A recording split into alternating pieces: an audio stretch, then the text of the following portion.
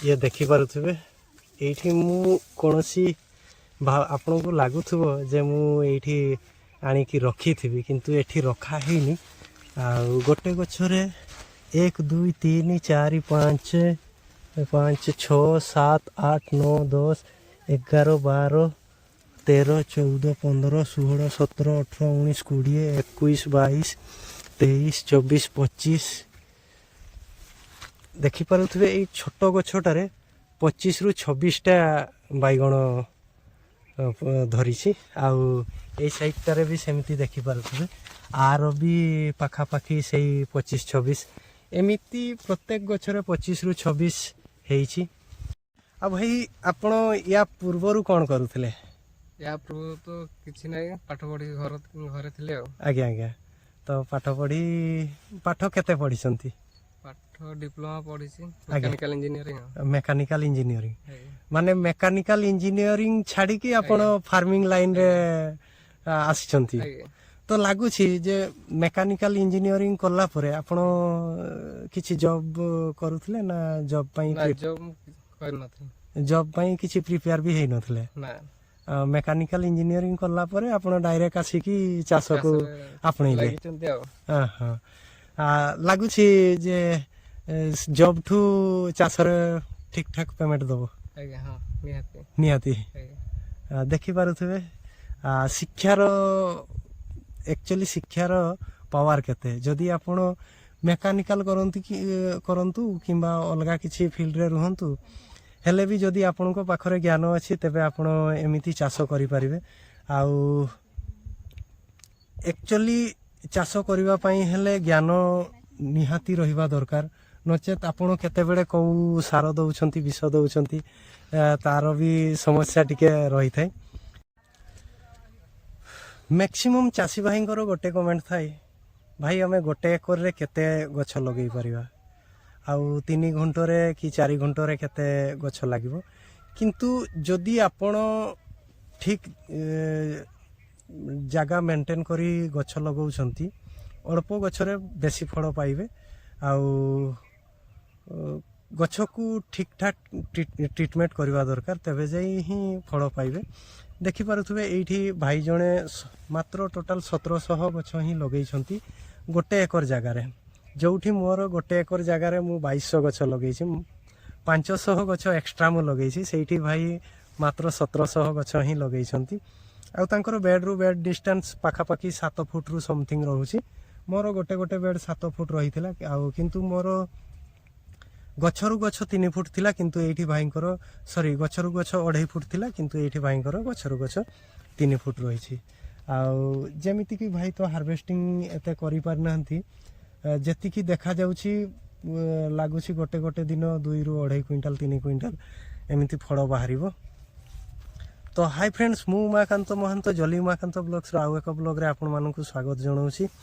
आउ बैगण जो भाई माने बैगण लगेइथिबे कि लगेइबा पई चाहुथिबे तो तांकरी पई ए वीडियोटा आउ जो भाई ए फील्ड को चाष करिसंती ए फार्मटार मालिक जी से बहुत बढ़िया मेंटेन करी चाष करिसंती मयूरभंज भितरे आगरु चाष करूथिले तांको कहवा कथा सी नुआ करी ए ग्राफ्टिंग बैगण चाष करिसंती केमिति कोन सी सार व्यवहार करूसंती कोन सब दउछंती तो तांकरी मुहरु सुनिबा।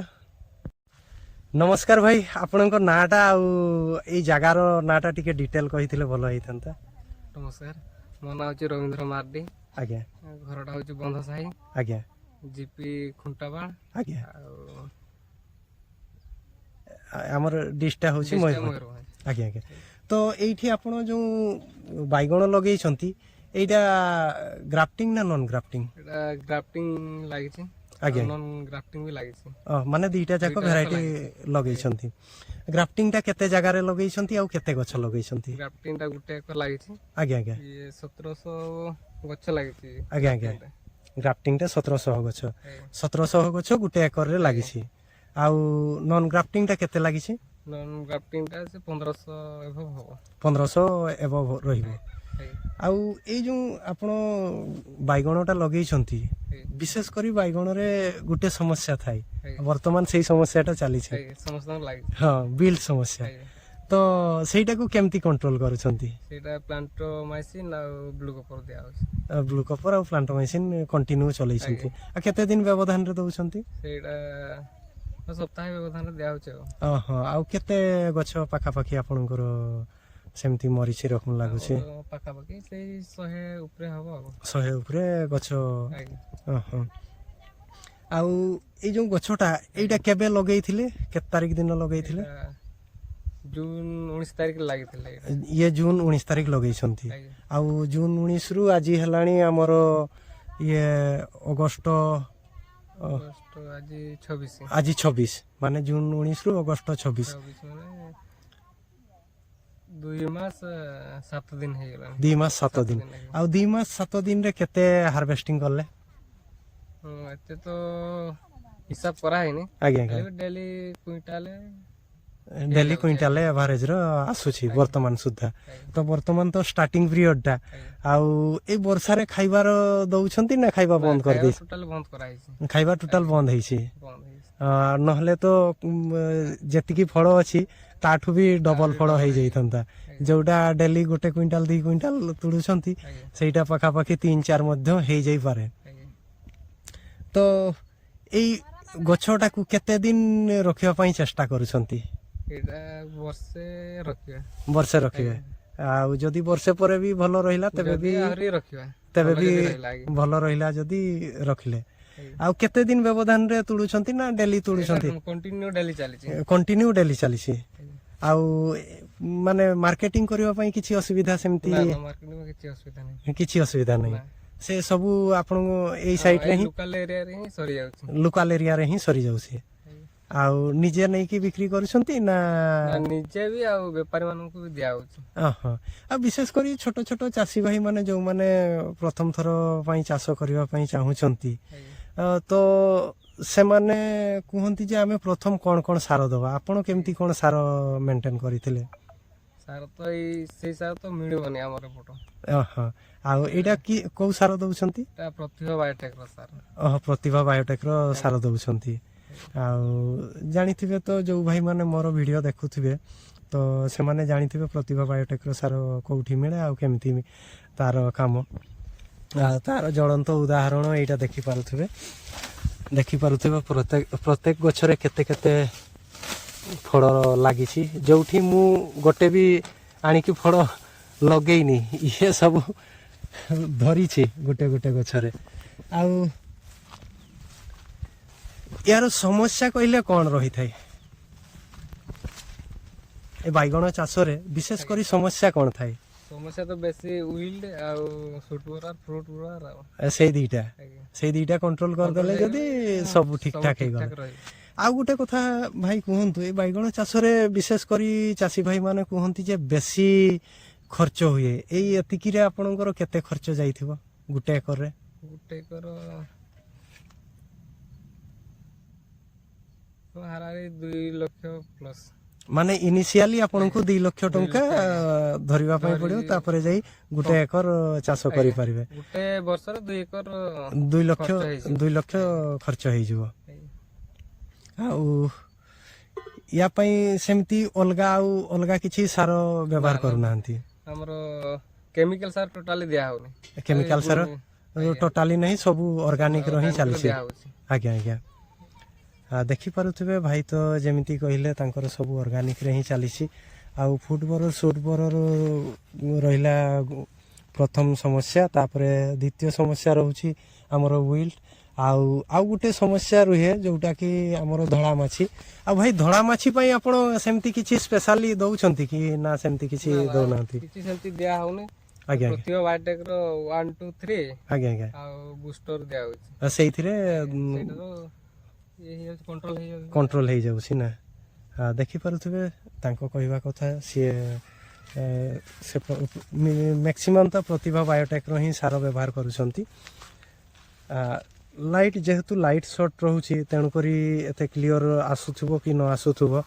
ଆଉ ପ୍ରତ୍ୟେକ ଗଛରେ ତ ଏମିତି ଜବରଦସ୍ତ ଫୁଲ ମଧ୍ୟ ଧରିଛି। ଆଉ ଗଛର ହାଇଟ୍ ମଧ୍ୟ ଦେଖିପାରୁଥିବେ କେମିତି ହେଇଛି। ହାଇଟ୍ ତ ଏତେ ନାହିଁ, କିନ୍ତୁ ପିଲ ଜବରଦସ୍ତ ରହିଛି। ଏଇଟା ହିଁ ହେଉଛି ଗ୍ରାଫ୍ଟିଂର କମାଲ। ଆଉ ତା ସହିତ ନନ୍ ଗ୍ରାଫ୍ଟିଂ ମଧ୍ୟ ଲଗେଇଛନ୍ତି। ତ ନନ୍ ଗ୍ରାଫ୍ଟିଂଟା ସେ କେମିତି ଲଗେଇଛନ୍ତି ସେଇଟା ବି ଦେଖେଇବି ଆପଣମାନଙ୍କୁ। ଆଉ ଭାଇ ଯୋଉ ପ୍ଲଟ୍ କଥା କହୁଥିଲେ ଏଇଟା ବୋଧେ ସେଇ ନର୍ମାଲ ପ୍ଲଟ୍ଟା ନା? ଏଇ ୟାର ଭେରାଇଟି କ'ଣ କିଛି କହିପାରିବେ କି? ଭେରାଇଟି ନା ତ ଜାଣିନି, କିନ୍ତୁ ଆଉ ସେ ଆଉ ଜଣେ ଲୋକ ଦେଇଥିଲା ମଞ୍ଜି ଆଉ। ଓହୋ, ମାନେ ମଞ୍ଜି ଆଣିକି ଚାରା ପକେଇ କରିଛନ୍ତି। ଏଇଥିରେ ବି ତ ଭଲ ଫଳ ରହିଛି। ତ ୟାର କେତେ ରହୁଛି ମାର୍କେଟ ଭ୍ୟାଲୁ କି ରହୁଛି? ୟାର ଟିକେ ଡିମାଣ୍ଡ ରହୁଛି। ଡିମାଣ୍ଡ ରହୁଛି। ଇଏ ତ ଗ୍ରାଫ୍ଟିଂ ନୁହଁ, ନା ନନ୍ ଗ୍ରାଫ୍ଟିଂ ଏଇଟା। Non grafting. ଏଇଥିରେ କେତେ ଗଛ ଲାଗିଛି ଟୋଟାଲ? ତାହେଲେ 1500 ଉପରେ ହବ। ଏଇଥିରେ 1500, ଏଇଥିରେ 1700। ଆଜ୍ଞା। ତ ତାର ଟିକେ ଫଳ ବେଶୀ ଆସୁଛି, ୟାର ଟିକେ କମ କମ ଆସୁଛି। ଆସୁଛି, ଇଏ ନନ୍ ଗ୍ରାଫ୍ଟିଂ ବୋଲିକି କମ ଆସୁଛି। ମାନେ ଦେଖିପାରୁଥିବେ ଇଏ ହେଉଛି ନନ୍ ଗ୍ରାଫ୍ଟିଂ, ଆଉ ଏଇ ସାଇଡ୍ଟା ଦେଖିପାରୁଥିବେ ଇଏ ସରି ସେଇଟା ଗ୍ରାଫ୍ଟିଂ ରହିଲା, ଇଏ ହେଉଛି ନନ୍ ଗ୍ରାଫ୍ଟିଂ। ଆଉ ଯେଉଁ ଭାଇମାନେ ଜାଣିଥିବେ ଏଇ ଭେରାଇଟିର ନାଁଟା କ'ଣ, ତ କମେଣ୍ଟ ମାଧ୍ୟମରେ କମ୍ପଲସରି ଜଣେଇବେ। ଦେଖନ୍ତୁ ଏଇଟା ବାଇଗଣଟା ମୁଁ ଜାଣିନି, ତ ଯେଉଁ ଭାଇମାନେ ଜାଣିଥିବେ। ଆଉ ୟାର ସାଇଜ୍ ମଧ୍ୟ ବଡ଼ ବଡ଼ ହେଉଛି, 300-400 ଗ୍ରାମ ରହୁଛି। ଆଉ ପିଲ ମଧ୍ୟ ଜବରଦସ୍ତ ପିଲ ଛାଡ଼ିଛି, ସେମିତିକି ପିଲ ଯେ ନର୍ମାଲ ବାଇଗଣ ପିଲ ଛାଡ଼ିବନି। ଏଇଠି ଦେଖନ୍ତୁ ନର୍ମାଲ ବାଇଗଣଟା 1 2 3 4 5 6 7 8 9 10 11 12 13 14, ମାନେ ଗୋଟେ ଗଛରେ ଏଇ ଗଛଟାରେ ନର୍ମାଲ ଗଛଟା କିନ୍ତୁ 14ଟା ପିଲ ଛାଡ଼ିଛି। ଆଉ 14ଟା ପିଲ ଛାଡ଼ୁଛି ମାନେ ଆପଣ ଜାଣିପାରୁଥିବେ ଯେ ନର୍ମାଲ ଗଛରେ 14ଟା ପିଲ ଛାଡ଼ିବା ମାନେ କମ୍ କଥା ନୁହଁ। ଗ୍ରାଫ୍ଟିଂରେ ପାଖାପାଖି ସେଇ 15-20 ରୁହେ, ତାପରେ କିଛି ଉପରକୁ ଗଲା ପରେ ସେ ଏପଟ ସେପଟ ପୁଣି ଆଉ ଥରେ ପିଲ ଛାଡ଼ିଥାଏ। ଆଉ ଦେଖିଲେ ତ ଭାଇଙ୍କର ଟୋଟାଲ 3000 ଗଛ ଲଗେଇଛନ୍ତି ଏତିକି ଜାଗାରେ, କିନ୍ତୁ ମୋର ପାଖରେ ଟିକେ ଲଗେଇଛି, ତେଣୁକରି ମୋର 2200 ଗଛ ଅଲରେଡ଼ି ଲାଗିଯାଇଛି। ଭଲ ଲାଗିଲା, ମେଣ୍ଟେନ୍ ଭଲ ରହିଛି। ଆଉ ଗୋଟେ ଗୋଟେ ଜାଗାରେ ସେମିତି ଟିକେ ଅଧେ ବିଲ୍ଡ ସମସ୍ୟା ରହୁଛି।